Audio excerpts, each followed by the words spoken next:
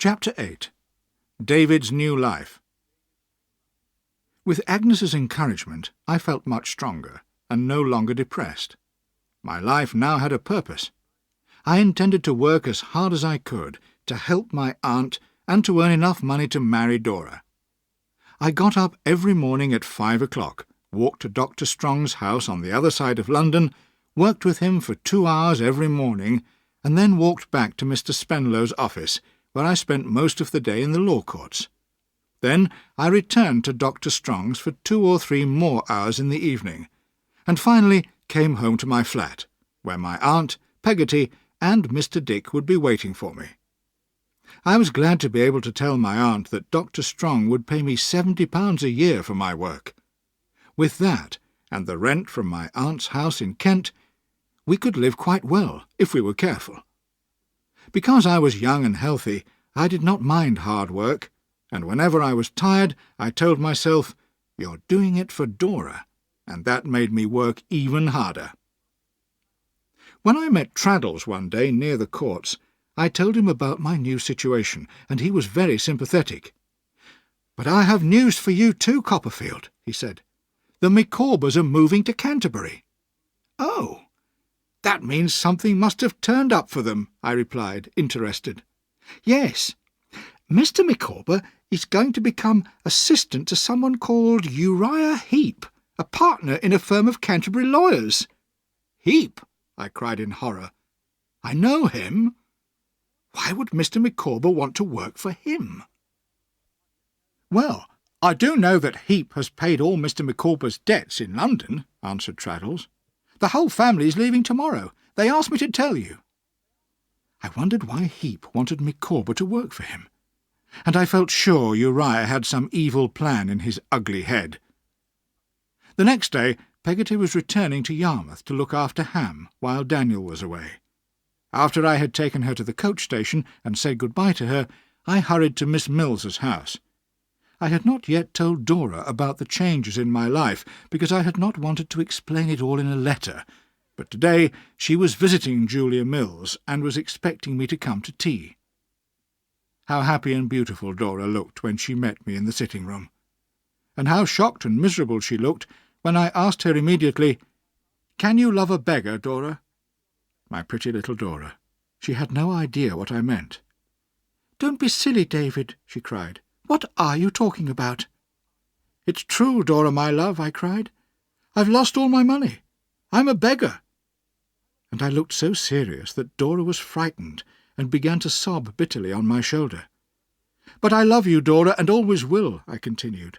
"It doesn't matter if we are poor, because I'll work hard to buy our bread. We don't need much as long as we have each other. Tell me your heart is still mine, dear Dora." "Oh, yes," she cried.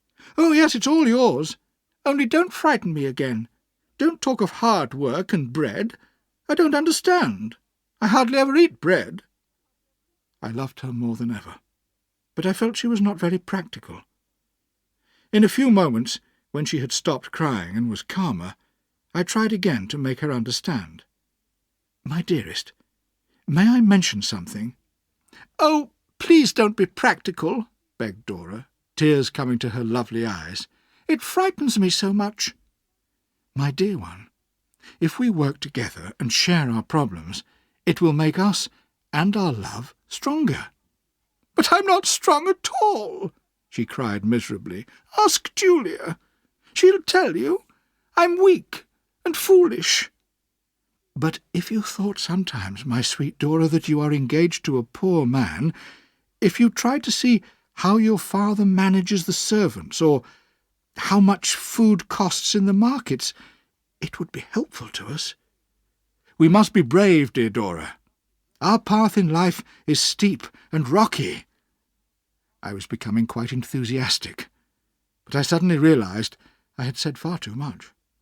Poor little Dora was sobbing and screaming with fear, and in a moment was lying unconscious on the sofa. I really thought I'd killed her. I threw water on her face, and went down on my knees to ask her to forgive me. I called myself a selfish, heartless creature, and shouted for Julia Mills. At last she hurried in, and I explained what had happened. When Dora opened her eyes, her friend helped her upstairs. While Dora was upstairs, washing her face and calming herself, I asked Miss Mills's advice on the best way to encourage Dora to become more practical. Miss Mills shook her head sadly. "I must be honest with you, Mr. Copperfield. Our dearest Dora is a beautiful, innocent child of nature, full of light and happiness. She is above the things of this world, which we poor humans have to worry about. I think you'll just have to accept that fact." When Dora came downstairs again, she looked so lovely that I felt bitterly angry with myself for making her unhappy, even for a moment. We had tea, and she sang her French songs to me and played the guitar. We were happy again, until the moment when I stupidly mentioned that I had to get up at 5 o'clock the next morning. Suddenly her pretty face looked sad, and she did not play or sing again. When I got up to go, she came up close to me and said lovingly, "You bad boy! Don't be so silly. Don't get up at 5 o'clock. Why should you?" "But, my love, I have work to do." "I have to work in order to live," I replied. "Work? Don't be so foolish, David dear." And she seemed to think that was the end of the matter, as she gave me a kiss straight from her innocent little heart. I loved her, and went on loving her. But I went on working hard too, and worrying about earning money. Some evenings, as I sat opposite my aunt in my little sitting-room at the end of another exhausting day, I was quite frightened when I thought of the problems I was going to have to solve alone. Several months passed in this way. Dora and I wrote to each other every day, and occasionally I was able to visit her at Miss Mills's house. But one morning, when I arrived at the office for work, Mr. Spenlow greeted me very coldly and asked me to step into his office where we could talk privately. When I entered the room, I was surprised to see Miss Murdstone standing by his desk, staring unpleasantly at me. I knew at once that Dora's father had discovered our secret, and I guessed who had told him. "Mr. Copperfield," said Mr. Spenlow, frowning sternly at me, "I am sorry to say that Miss Murdstone has found some letters which appear to be from you to my daughter Dora. Are they yours?" I looked at the letters he handed to me, blushed, and whispered, "Yes, sir."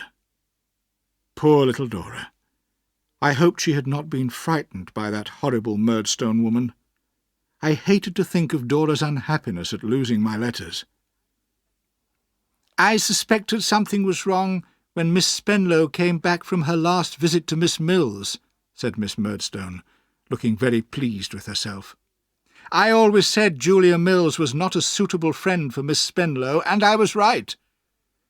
Mr. Spenlow appeared to agree, but rather sadly. "I'm very sorry, sir," I said, "but it is all my fault. Please don't blame Dora." "Miss Spenlow to you, young man," said her father angrily. "I know it wasn't right to keep it secret, sir, but I love your daughter, and I hope that one day—" "Don't speak to me of love, Mr. Copperfield," cried Mr. Spenlow. "You are both much too young. We'll throw these letters in the fire, and you must promise to forget the whole thing. There is no question of your marrying Dora." "But, sir, I can't forget her. I love her," I protested. "That is my last word, Mr. Copperfield. When you have time to consider, you'll realise it's wiser to do as I say. Now go to your work." I spent all day thinking of poor, sweet Dora, and how she must be feeling. In the evening I hurried round to Miss Mills's house, but although she spoke wisely of love and broken hearts, she could not offer me any practical advice. The next day, after a sleepless night, I arrived at the office at the normal time, and discovered all the clerks standing talking at the front door. This was so unusual that I stopped to ask what had happened. "Why, don't you know?" asked one of them. "The police have found Mr. Spenlow dead." I fell back, shocked. "You look very pale, Mr. Copperfield," said another. "Sit down here, sir." "Tell me what happened," I gasped. "Well, he went into town to dinner last night, and the carriage and horses came back at midnight without him. He was driving himself, you see. So the servants went to look for him, and found him dead in the road. Must have been ill, and have fallen out of the carriage. Anyway, he was dead when they found him."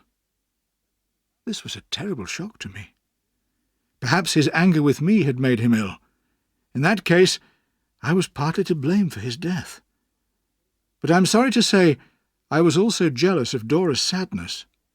While she was crying for her dead father, she was not thinking of me, and I selfishly wanted to be the only person in her life. In the next few weeks, I became quite desperate, because I could not see or speak to my sweet Dora. Miss Mills reported that Dora cried all day, and when my name was mentioned, only sobbed more loudly and said, "Oh, poor dear father! How wicked of me to keep a secret from him! Oh, oh!" So I did not feel encouraged to visit her. Soon after her father's funeral, Dora was taken to live with her 2 aunts at Putney in South London, where she seemed to be further away from me than ever. My aunt, meanwhile, began to be seriously worried about my health, as I was getting more and more depressed. So she suggested I should go to Dover for a few days to make sure that her house was still in good condition, and then to Canterbury to visit the Wickfields. I agreed willingly, as I was always happy to see Agnes. It was easy to take a few days' holiday from my work at the law courts and with Dr. Strong. I was glad to find that the person who was renting my aunt's house in Dover was looking after it well. I was then free to continue my journey to Canterbury, that beautiful ancient city, which seemed very little changed since my school days. The soft, clean air made me feel better than I had done for weeks. When I arrived at the Wickfields' house, I found Mr. Micawber in Uriah Heep's old office. We were pleased to see each other, but we both felt a little embarrassed. I realized that he did not want to talk about confidential matters concerning the firm of Heep and Wickfield, and he knew that I disliked his employer, Heep. So conversation was difficult, and in the end I was glad to leave him and go upstairs to look for Agnes. I found her in her sitting-room, and she looked up at me with such a warm welcome in her smile that I was very moved. "Ah, Agnes," I said, "I've missed you so much recently. You helped me such a lot in the old days that I suppose I never learnt to think for myself. I always feel I need your help and advice. I get into such trouble, and I get so worried, and have so little confidence in myself. But when I'm with you, you give me purpose. You make me strong. What is your secret, my dear adopted sister?" Agnes gave me her hand, which I kissed, and she went on in her sisterly way to listen sympathetically as I told her everything that had happened in the past few weeks. As usual, she knew the right thing to do. She advised me to write to Dora's aunts, to ask if I could visit Dora occasionally, and she encouraged me in my hopes of marriage. I felt again that peace which Agnes always brought to me. We had not been sitting together long when Mrs. Heep came in. She did not leave us for a moment all that evening, and I wondered whether Uriah had told her to watch over us. Whenever I looked at Agnes's lovely face, I saw Mrs. Heep's evil black eyes staring at me. The next day Mrs. Heep did not leave Agnes and me alone even for a minute. The Heeps, mother and son, seemed to me like 2 ugly great black birds hanging over the house, and they made me so uncomfortable that I went out for a walk in the afternoon. I was walking along a path near the house, wondering if I should warn Agnes about Uriah's plan of marriage, when I heard footsteps behind me, and turned to see Uriah himself running after me. "Wait for me, Mr. Copperfield!" he cried. "Actually," I said, "I came out to be alone." "Ah," he said with his oily smile, "you don't like my mother being there all the time, do you?" "No, I don't," I replied, not caring if I sounded rude. "But you see," he continued, In my humble position, I have to be very careful. I'm not married to my Agnes yet, and you're a dangerous rival, Mr. Copperfield." "What?" I cried in disgust. "You allow Miss Wickfield no peace in her own home because of me? Don't you realise I think of her as my very dear sister, nothing more? Let me tell you, I am engaged to another lady. There! Is that enough for you?" "Oh, Mr. Copperfield," cried Uriah, gratefully shaking my hand with his cold, fishy one, "I'll tell Mother to stop watching you at once. Why didn't you tell me that before? I know you've never liked and trusted me as I've liked you."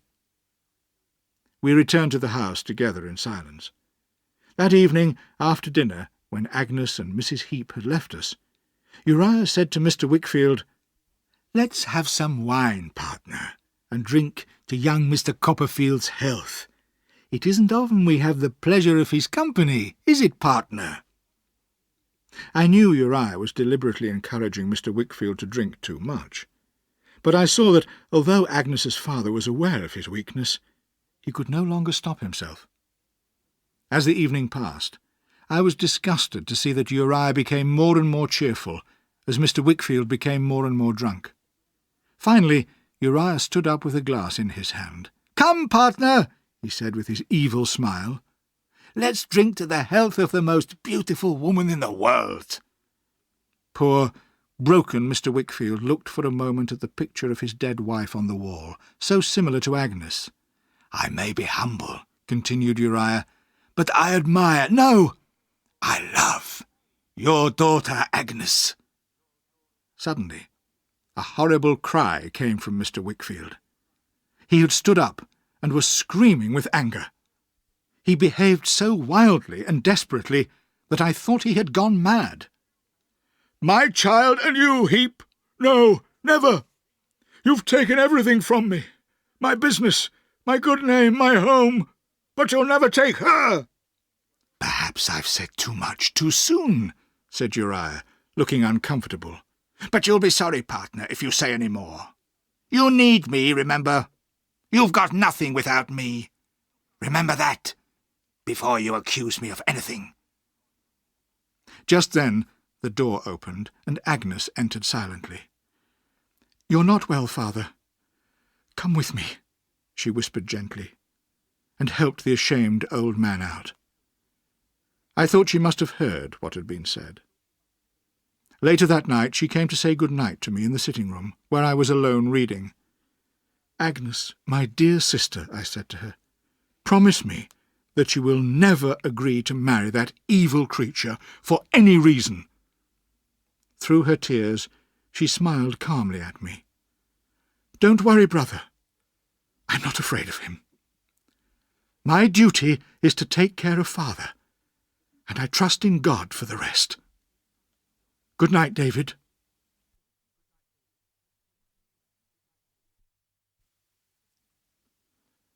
Chapter 9. David Gets Married. When I returned to London, I was delighted to discover that Dora's aunts had decided to allow me to visit her.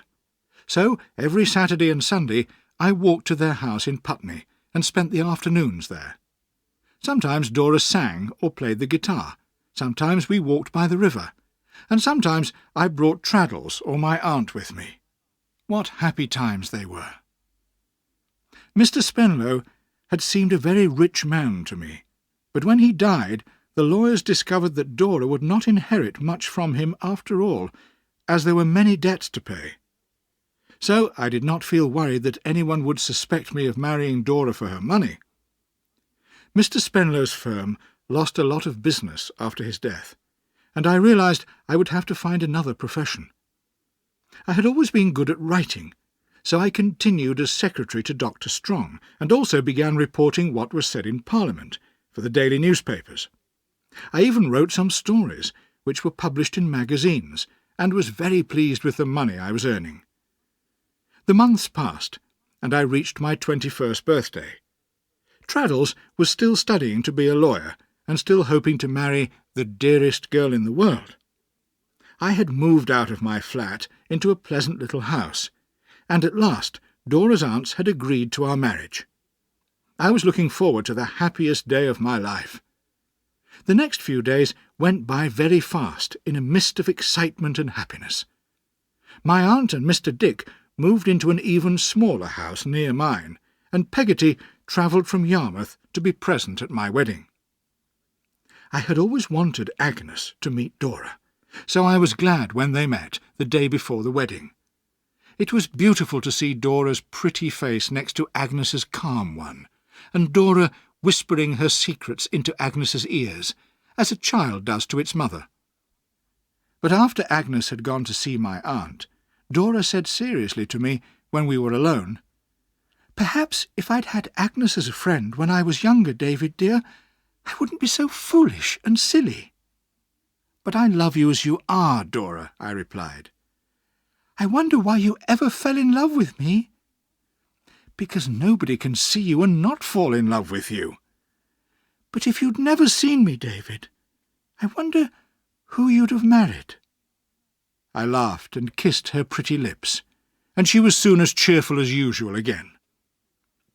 I cannot remember much about the wedding, except Dora by my side, in her beautiful dress and with a blushing face. Only when we were driving away from Putney together did I wake from the dream. I believed it at last.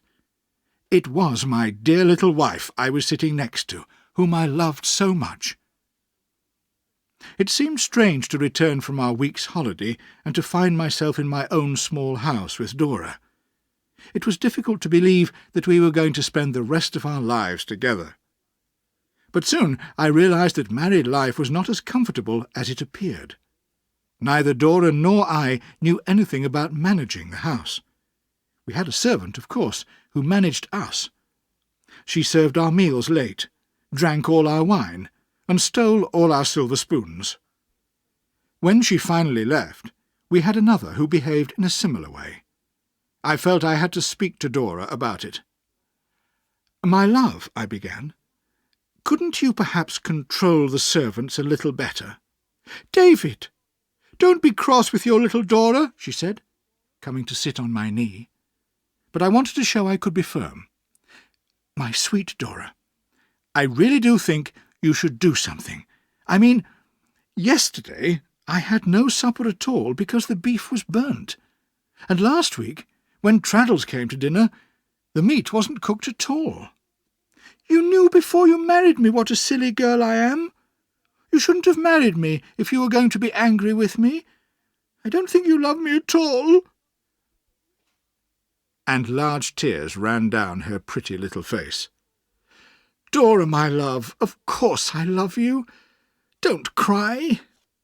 I could not continue our conversation then. But when she was calmer and had dried her tears, she said very seriously, "David, will you do something for me? Will you call me your child wife?" "Whatever do you mean, my dearest?" I asked in surprise. "Just that, whenever you feel I'm being very foolish, you should remember that I'm like a child, not as clever as you or anyone else. Don't be disappointed with me. Just remember that your child wife loves you very, very much."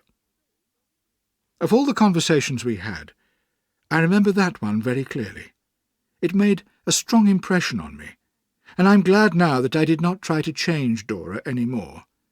I had fallen in love with an innocent, childlike girl, and I could not expect her to become a wise, experienced woman in such a short time. But this meant that I had to carry all our problems on my own shoulders, and sometimes I felt sorry that I did not have a real partner in life with whom to share these worries. At about this time, my first book was published, and was a great success. Dora and my aunt were equally proud of me. I was becoming, however, rather worried about Dora. She had been ill for some time, and did not seem to be getting better. She was not strong, and could not walk anywhere by herself. I began to carry her downstairs every morning, and upstairs every night, and my aunt came every day to look after her. My little wife was still very pretty and cheerful, but I knew how light she was, and how weak.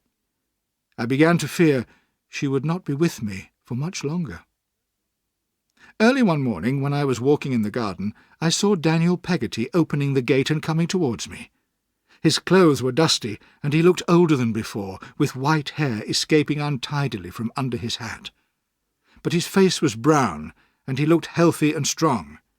"Master David," he said gladly when he saw me, "I have come to tell you. You were always our friend. I've found her." "You found little Emily?" I cried delightedly. "But where? And how?"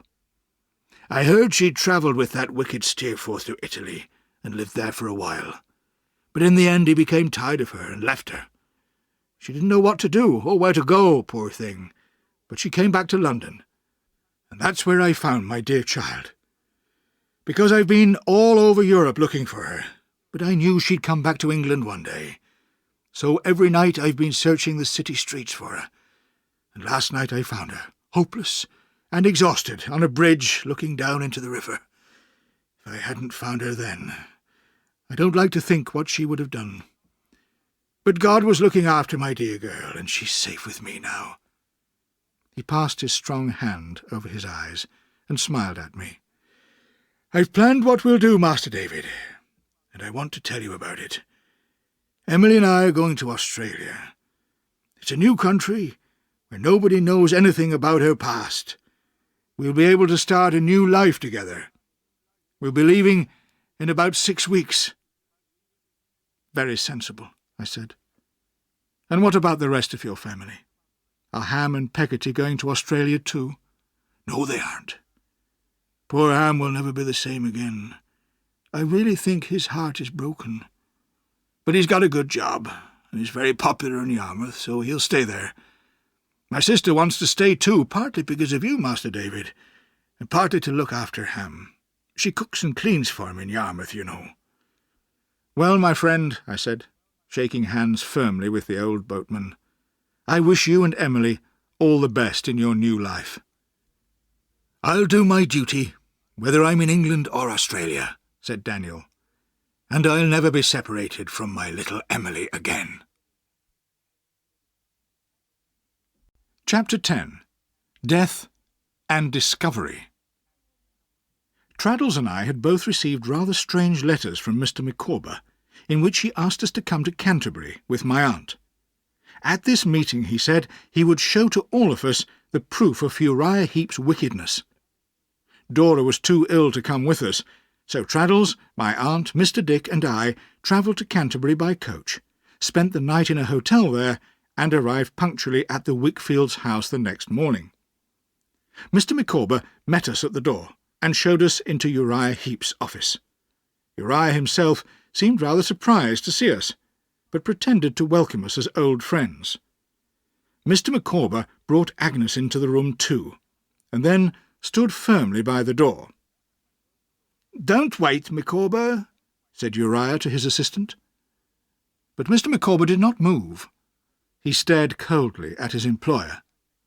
"Did you hear what I said, Micawber?" said Uriah angrily, his little eyes becoming redder, while his long face went very pale. "Yes," replied Micawber, "but I don't choose to leave. Listen to me, Heep. I don't care if I lose my job. I don't wish to work any longer for the wickedest man in England." Uriah fell back, shocked.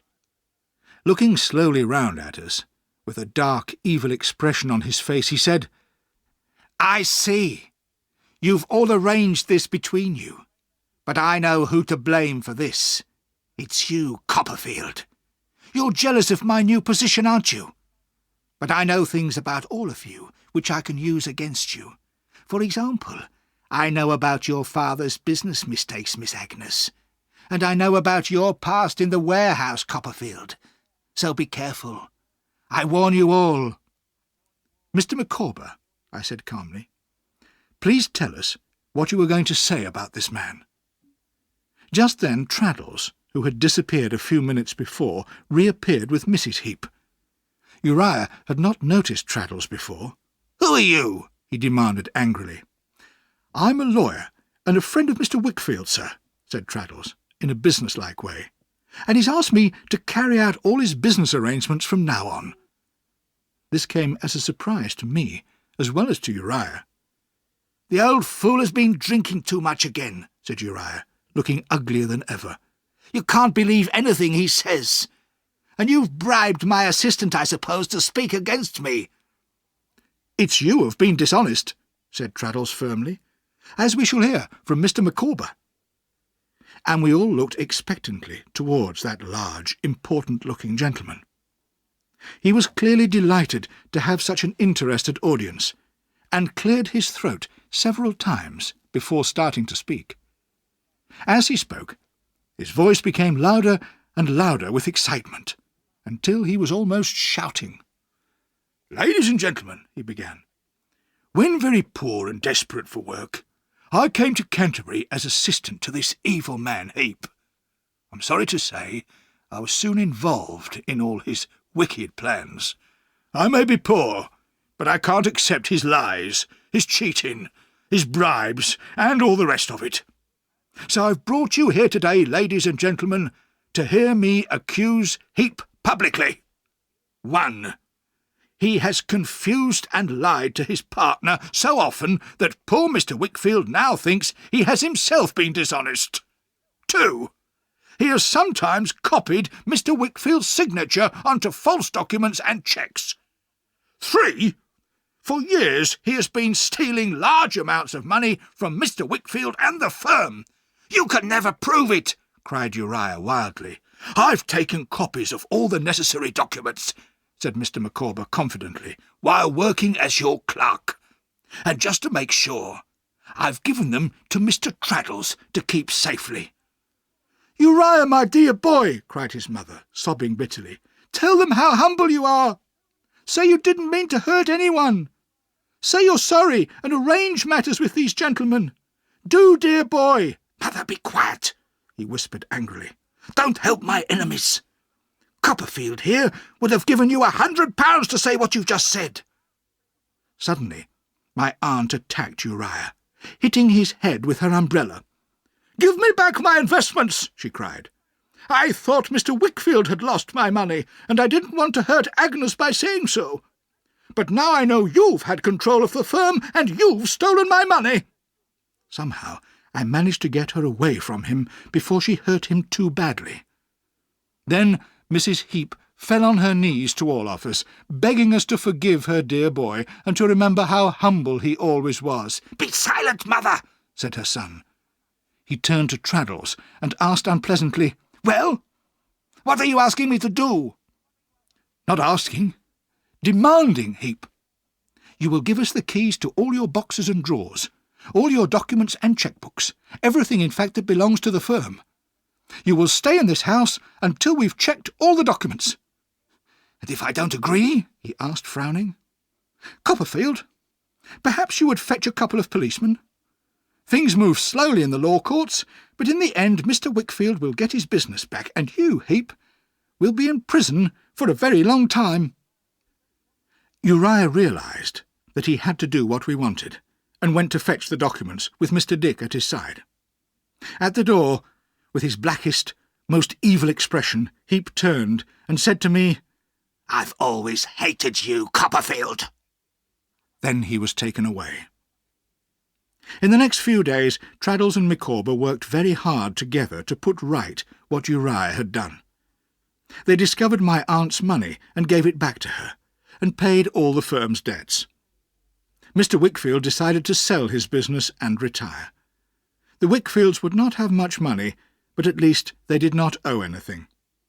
In the end, Uriah Heep and his mother left Canterbury, but we all thought he was too evil to stay out of trouble for long. My aunt had a wonderful idea for the Micawber family. "Have you ever thought of going to live in Australia?" she suggested. "It's a new country with a lot of business opportunities." Mr. Micawber was very interested. "Something could easily turn up there," he agreed. My aunt generously offered to lend him the necessary money to pay for the journey, and the whole Micawber family started planning and packing immediately.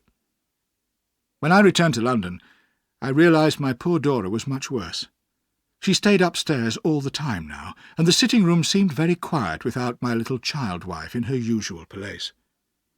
One day, when I was sitting with her in her room, she said lovingly, "You know, David, dear, I'm afraid I was too young."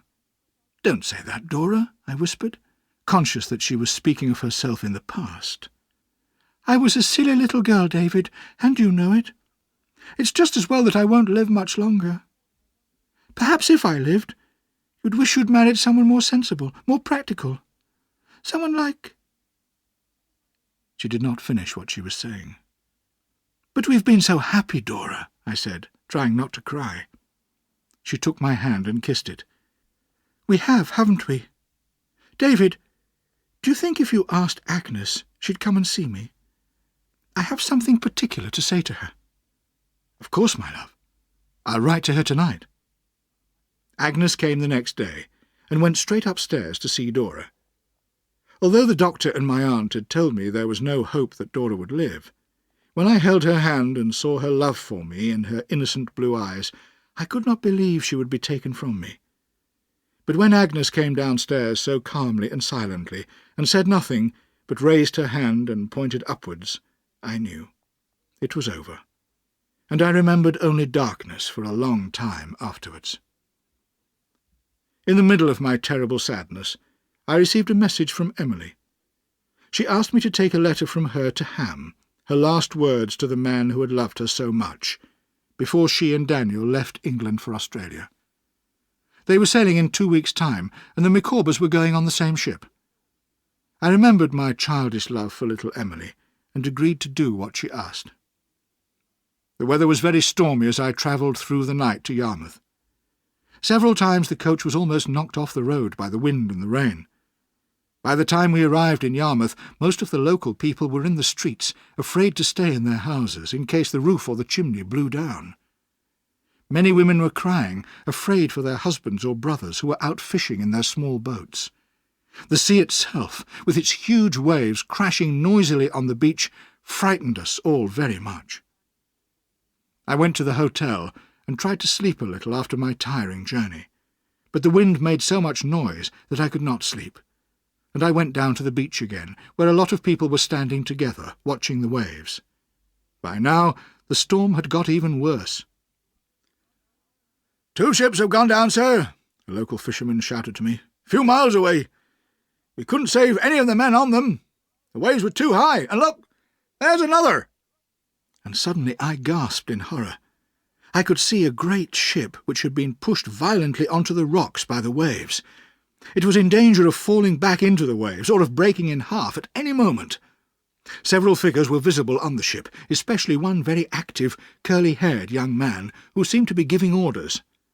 The crowd on the beach cried out as the ship rolled, and a huge wave swept over it, carrying the men into the rushing water. In a moment the only figure we could see was the curly-haired young man, holding desperately on to the side of the ship and calling for help. What could we do? It was certain death for any man to enter those waves. Just then I saw Ham Peggotty running through the crowd to the edge of the water. One end of a rope was tied around his waist, and the other end was held firmly by 3 strong men standing on the beach. "No, Ham!" I cried, trying to hold him back. "Don't try to rescue that poor sailor. You'll kill yourself." "Let me go, Master David," he replied cheerfully, shaking both my hands. "If God thinks it's time for me to die, then I'm ready. Friends, I'm going in. Give me more rope." He dived in under a great wave, and swam strongly towards the ship. In another moment he would have reached it, when a high green hill of water appeared, and the ship went down with a great crash. The people on the beach pulled on Ham's rope, and he arrived at my feet, dead. They carried him to the nearest house, and I called a doctor, but nothing could be done for him. He had been beaten to death by that great wave, and his generous heart had stopped for ever. As I sat hopelessly by his bed, a fisherman who had known me when Emily and I were children came to tell me he recognised the curly-haired sailor whose body had been thrown out of the water by the waves. I went to see, and there on the beach, where she and I had played, I saw Steerforth lying, with his handsome face on his arm. He would never smile at me or Emily again. I was surrounded by too many ghosts to return to London and my old life. I was selfishly sad that I had lost my child wife and my childhood friend, and sometimes I felt I wanted to die. So I left England and travelled for many months in Europe. I lived in a dark, miserable dream, with no hope or interest in my future. One evening I arrived in a village in Switzerland and received a packet of letters that had been waiting for me. The first one I opened was from Agnes. She gave me no advice, but she told me simply that she trusted me to find a purpose in life, and that she would always be proud of me and love me as a sister. As the light died out of the sky, and I watched the colour of the snow on the mountain tops change, I felt I was waking from my unhappy dream, and I began to understand how much I loved Agnes.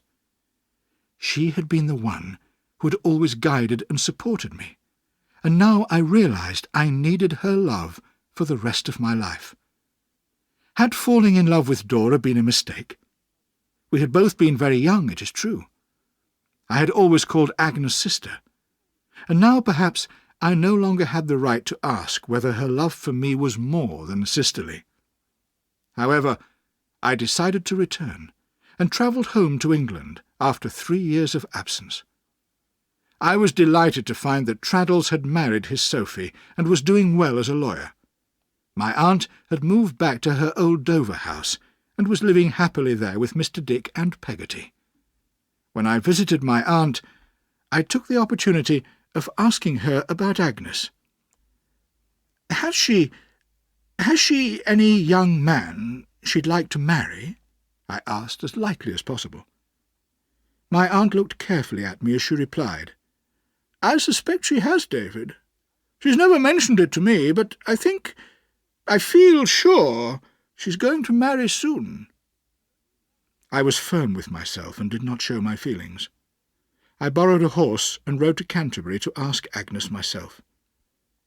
When I saw that beautiful, gentle face again, I knew I had come home. I knew how dear she was to me, and would always be. "Agnes," I said, "I am so grateful to you for making me what I am, for helping me to be good. But I think you have a secret. Let me share it, Agnes, as your brother. Tell me whom you love." Agnes turned away from me and burst into tears. Somehow these tears did not sadden me, but gave me hope. "My dear Agnes, don't cry." "David, leave me. I can't talk about it now," she sobbed. "Agnes, you're dearer to me than anything in the world. Don't think I'll be jealous of any man you choose to marry. I only want you to be happy." She had stopped crying now and was calmer. "If I have a secret, David, it is not a new one. It has been my secret for a long time. I was wild with hope. Not a new one. Did she mean, dearest Agnes, dare I hope to call you more than a sister?" She was in my arms and sobbing again, but this time with happiness. "I went away, Agnes, loving you. I returned home, loving you." We held each other for some time, sure now of each other's love. "There is something I must tell you, David," she said gently, looking calmly into my face. "I have loved you all my life," she added, "and something else. Before our sweet Dora died, she asked me, can you guess, to fill the empty place in your heart." And Agnes laid her head on my shoulder and cried, and I cried with her, although we were both so happy. My story has almost come to an end. I have published several books now, and am a well-known writer. Agnes and I have been married for 20 years, and live in perfect happiness, with our children around us. We have heard from Daniel Peggotty in Australia. He and Emily have made friends there, and are happy. Mr. Micawber has become an important figure in a large Australian town, and his family are quite used to living there.